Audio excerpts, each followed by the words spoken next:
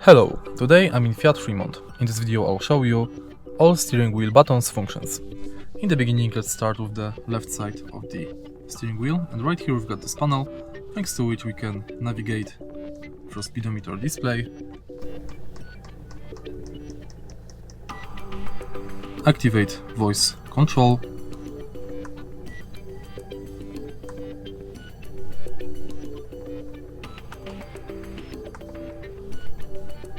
and answer and decline the calls.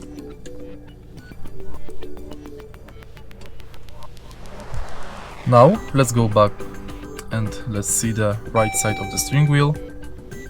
And thanks to this panel we can enable or disable cruise control, cancel it, and reset the current settings of the cruise control, set the speed, and increase or decrease the speed using these buttons.